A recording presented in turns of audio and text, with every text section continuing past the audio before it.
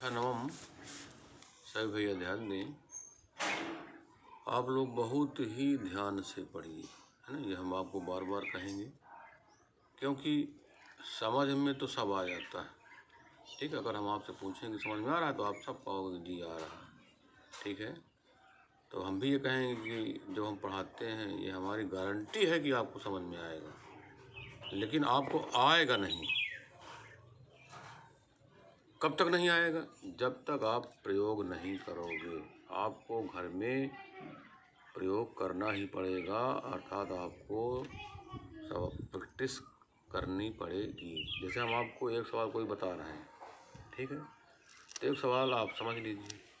अब उसी सवाल को पुनः दोबारा, ठीक है, रफ में क्या करें आप लगाएं, बिना हिंट्स के, बिना कहीं देखे हुए, बिना किसी से पूछे हुए। ठीक है ना। अगर आपको समझ में आया होगा तो आप लगा लोगे, है बात सही कि नहीं? यदि लगा लोगे तब आप मानिए कि आपको समझ में आया। और यदि आप नहीं लगा पा रहे, कहीं से हेरा फेरी कर रहे हो या पूछने का प्रयास कर रहे हो, रुक रहे हो, तो इसका मतलब है कि आपको समझ में नहीं आया।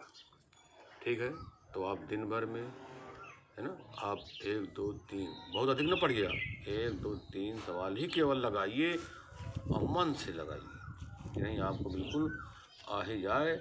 आपसे चाहे जब पूछ लिया जाए, यदि आपसे कहा जाए कि भैया आइए, बोर्ड में आप आएंगे, जब बोर्ड में आप आओगे चाक दी जाएगी, आपको प्रश्न लिख करके दे देंगे, चलिए ठीक है आप लगाइए, तो आपको लगा लेना चाहिए।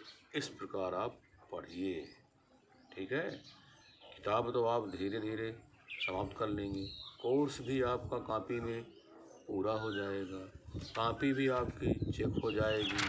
ठीक है, तो कोर्स पूरा हो जाए, कॉपी चेक हो जाए, अब आपको आए कुछ ना, तो ऐसी पढ़ाई पढ़ने से कोई फायदा नहीं। ठीक, आपको आना चाहिए, गुणा भाग जोड़ घटाना तो आपको पहले से ही आना चाहिए। यदि नहीं आता है तो उसे आप ज़रूर सीखें। जैसे भिन्न का जोड़ है, घटाना है, दशमलव का जोड़ है ना, या भाग देना है, दशमलव जैसे 1.123 का भाग देना है किसी भाज्य में, तो आपको ये भी आना चाहिए, कहीं रुकना नहीं चाहिए। अब आपसे कहा जाए x + y, बताओ x में y जोड़ो, बोलो कितना आया योगफल, कितना उत्तर प्राप्त होगा, ये भी आपको जाना चाहिए। आप जान रहे हो कि x में जब हम y जोड़ेंगे तो दोनों क्या हैं, सजाती पद हैं क्या? सजाती नहीं है, दोनों क्या हैं, विजातीय है। ठीक है, अर्थात x में y नहीं जुड़ेगा तो उत्तर क्या आएगा, x + y ही आएगा। ठीक है, अगर आपसे कहा जाए कि x में y का गुणा करो, तो ये भी आना चाहिए कि आपको पूछा जाए क्या आया उत्तर, तो आप कहोगे x y आया। कुल मिला करके हमारा कहने का मतलब ये, गुणा जोड़ घटाना गुणा भाग आपको आना चाहिए। नहीं आ रहा है तो उसको आप धीरे धीरे सीखिए, है ना। जैसे हम कह रहे हैं प्लस का गुणा माइनस में करो, कितना आ जाएगा, बोलिए। प्लस का गुणा अगर माइनस में करेंगे क्या आ जाएगा, तो आप कहोगे माइनस आ जाएगा। तो हम कहें क्यों माइनस आ जाएगा, तो आप बताओगे 1000 जी, क्योंकि आपने पूछा है प्लस का गुणा माइनस में करना है। ठीक है, तो चिन्ह दोनों के क्या हैं, असमान है, मतलब चिन्ह अलग अलग हैं। जब हम अलग अलग चिन्हों का गुणा करते हैं तो सदैव माइनस अर्थात ऋण ही प्राप्त होता है। जब समान चिन्हों का गुणा करते हैं तो सदैव प्लस प्राप्त होता है। ठीक है, ये आपको मालूम होना चाहिए। अगर समान चिन्ह है तो सदैव जोड़ दिया जाता है। अगर जोड़ घटाव का सवाल है तो समान चिन्ह तो जोड़ेंगे, जैसे धन 4 धन 3 कितने हो गए, धन 7। ठीक है, अगर चिन्ह अलग अलग हैं, एक में प्लस है एक में माइनस है, तो दोनों क्या होंगे, जुड़ जाएंगे, घट जाएंगे, तो आप घट जाएंगे। क्यों? क्योंकि असमान चिन्ह जब होते हैं तो सदैव घटाया जाता है। तो जब उत्तर प्राप्त होता है ना, कुल मिलाकर के घटाने के पश्चात जो प्राप्त होता है उसमें चिन्ह भी लगाना पड़ता है। तो चिन्ह कौन सा लगाएंगे, या जिस पद का चिन्ह बड़ा हो। जैसे मान लीजिए +8 है -7 है, तो +8 -7 आंसर आएगा +1, क्योंकि 8 का चिन्ह क्या है, प्लस है, और 7 का चिन्ह क्या है, माइनस है। 8 बड़ा है 7 छोटा है। तो बड़े वाला चिन्ह सदैव लगता है। अब आप आइए प्रश्नावली जो आपकी चल रही थी आपके किताब की, प्रश्नावली 2.4 चल रही थी। 2.4 में आपने पहला सवाल लगाया, दूसरा सवाल लगाया, हमने कुछ भाग हमने बताया, कुछ भाग आपने लगाया। ठीक है, कार्य आपने पूरा कर लिया। ठीक है, कार्य भी रोज का रोज पूरा कर लें। यदि आप कार्य रोज का रोज पूरा नहीं करते हैं, इसका मतलब है कि आप लापरवाही करते हैं। ठीक है, और जब कोई सवाल ना आए, कोई समस्या आ जाए, छोटी सी समस्या हो, तो उसे आप ज़रूर पूछें। ठीक है, तो प्रश्न संख्या 3 बतानी हमने, हमें जो है प्रश्न संख्या 3 बतानी है, क्वेश्चन नंबर 3। तो क्या लिखा हुआ है? के का मान ज्ञात कीजिए। क्या लिखा हुआ है? के का मान ज्ञात कीजिए जबकि निम्न स्थितियों में से प्रत्येक स्थिति में x-1 पी एक्स का एक गुणनखंड है। फर्स्ट नंबर क्या है? पी एक्स बराबर x² प्लस एक्स प्लस के। सेकेंड नंबर क्या है? 2x² प्लस के एक्स प्लस √2। थर्ड नंबर क्या है? पी एक्स बराबर kx² minus √2x plus 1। Fourth number क्या है? पी एक्स बराबर kx² माइनस 3x प्लस के। तो इसमें कितने पार्ट हैं? क्वेश्चन नंबर 3 में 4 भाग हैं। ठीक है, तो 4 भाग में हम आपको पहला भाग बताने जा रहे हैं। तो पहला भाग हमारा है क्या? तो आप देख लीजिए, पहला भाग हमारा क्या है? पी एक्स बराबर x² प्लस एक्स प्लस के। ठीक है भैया, ये तो आपका बहुपद है। क्या है आपका? ये बहुपद है। तो जब बहुपद में, ठीक है, यहाँ प्रश्न में देखिए आप, लिखा है के का मान निकालिए। हमको के का मान तो निकालना है। जबकि निम्न स्थितियों में से प्रत्येक स्थिति में x-1 इस बहुपद का क्या है? एक गुणनखंड है। बहुपद हमारा जो है ना x² प्लस एक्स प्लस के, इस बहुपद का x-1 गुणनखंड है। ये प्रश्न में दिया गया है। इसका मतलब क्या हुआ कि अगर x-1 का हम इस बहुपद में भाग देंगे तो शेष फल क्या आएगा? शून्य आएगा, निश्चित शून्य आएगा, क्योंकि प्रश्न में दिया गया है कि x-1 इस बहुपद का गुणनखंड है। ठीक है, तो गुणनखंड है, इसका मतलब है कि जब हम भाग देंगे तो शेष फल क्या प्राप्त होगा? शून्य प्राप्त होगा। ठीक है, ये प्रश्न में दिया गया है साफ साफ।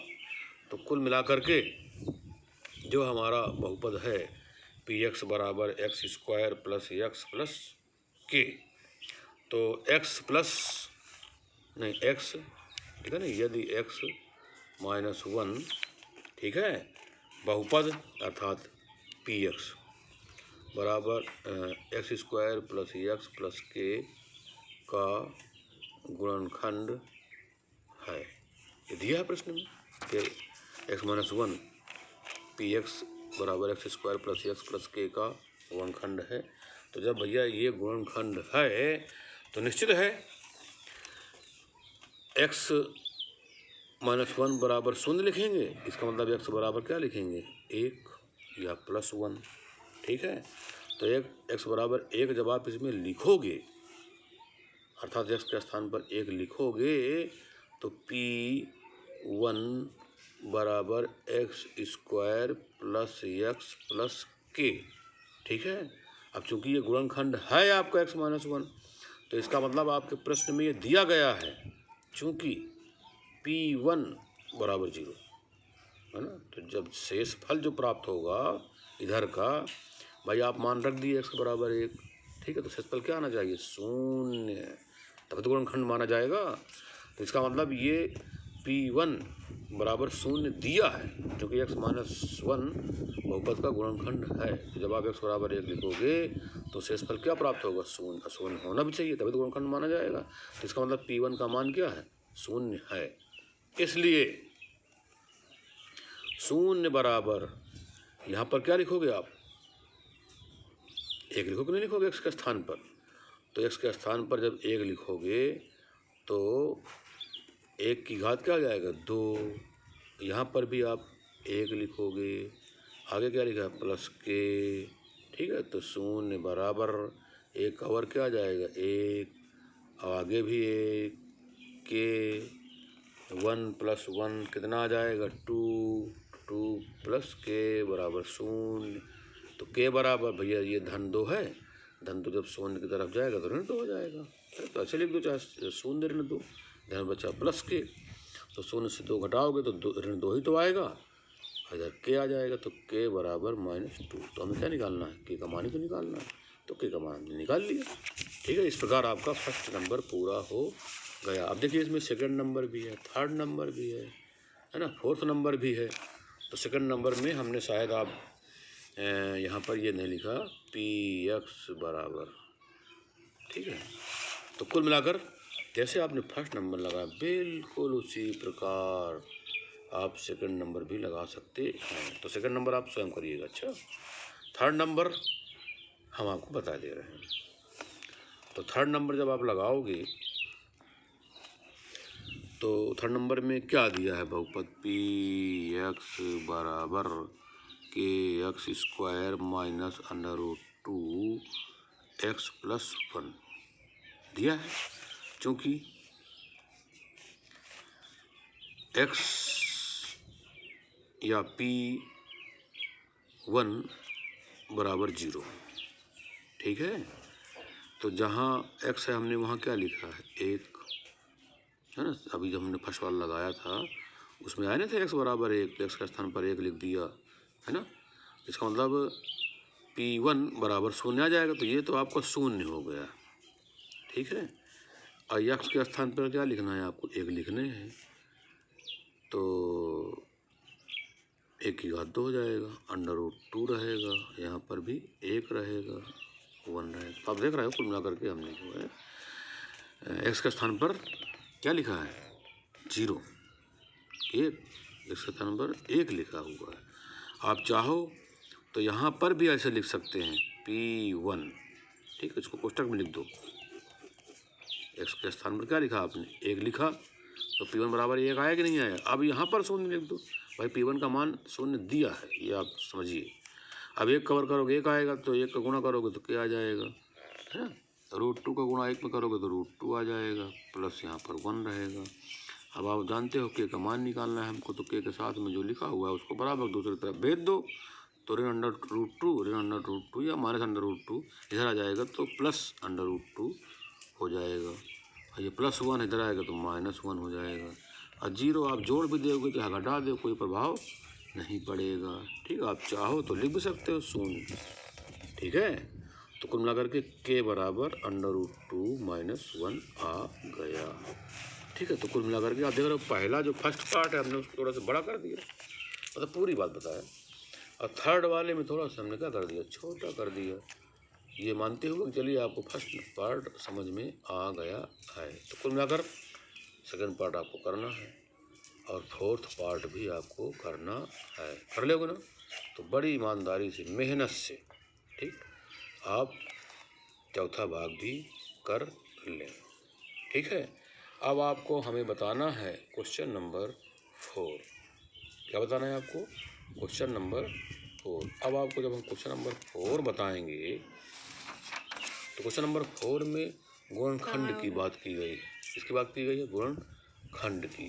तो आपने पूर्व में गुणनखंड पढ़ा भी होगा, अष्टम में या सप्तम में, 7th में या 8th में आपने पढ़ा भी होगा। तो कुल मिलाकर अब आपको हम फैक्टर बताएंगे, वो भी किसके फैक्टर, बहुपदों के फैक्टर, ठीक है। तो बहुपदों के फैक्टर आपको हर हालत में आना चाहिए, आपको सीखना भी होगा। यदि आपको नहीं आते रहे हों पूर्व में, तो अब हम जब आपको बताएंगे ध्यान से आप समझिएगा, निश्चित आपको आ जाएगा, ठीक। तो आपको कार्य मिल गया ना। तो तीसरे का सेकंड नंबर और फोर्थ नंबर आपको करना है, ये आपको होमवर्क रहेगा। शेष अगले वीडियो में। धन्यवाद।